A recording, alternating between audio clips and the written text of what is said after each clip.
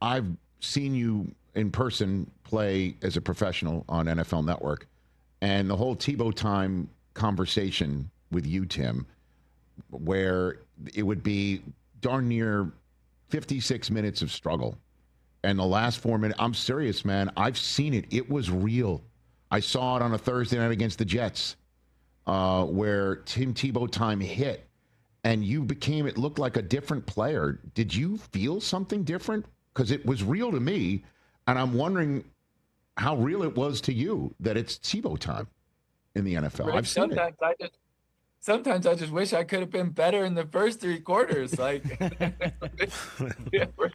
I know. remember I even had one, maybe two coaches, but I remember one conversation. He was like, "Hey man, the end of the game now was awesome. How can we do that in the first half?" And I was like, "I don't know.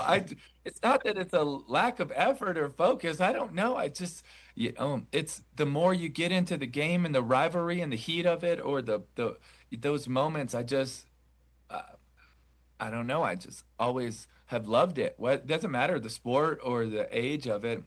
I love those moments, and I felt like it was just for some reason I would play better. Now I should have just really learned how to just play better in the first three quarters, and right? have a different conversation. Well, I mean, and last one, and then we'll get to what we were going to discuss with Allstate.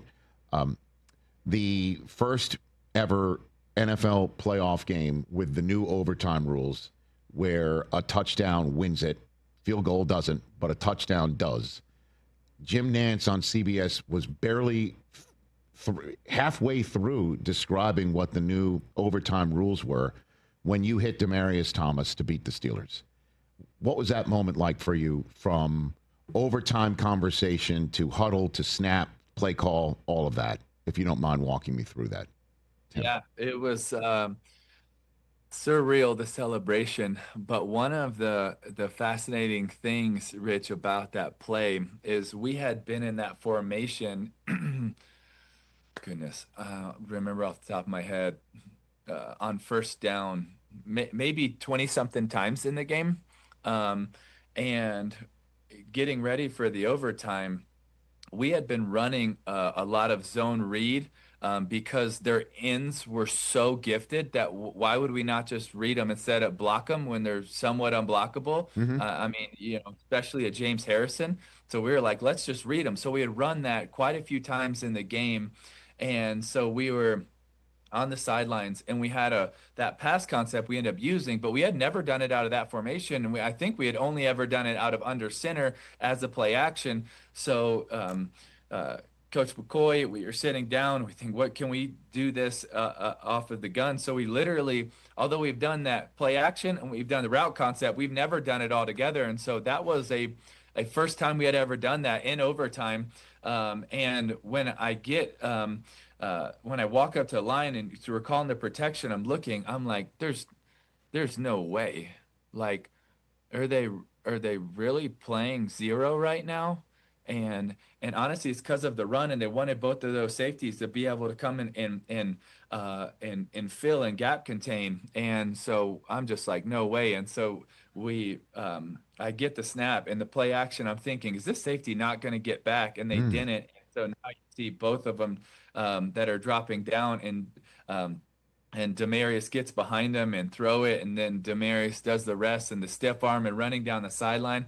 And one of my favorite moments about that is when you watch the coach's copy, or maybe even I think it was on CBS, the CBS copy, you can see as Demaryius is running down the sideline, Champ Bailey, a Hall of Fame cornerback that is an amazing leader, an awesome friend, and awesome guy, is how much a veteran like that cares. He's sprinting down the sideline almost as fast as DT is, and DT is really fast.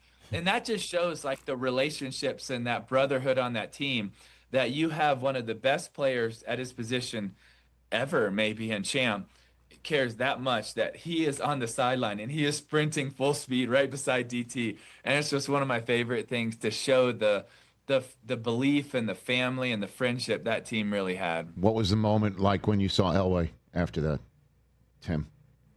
just surreal. I mean, all of the coaches, all of the staff, all of the front office, Right. it was, I think one of my favorite things about it was watching all of my teammates be celebrated by the stands that didn't leave.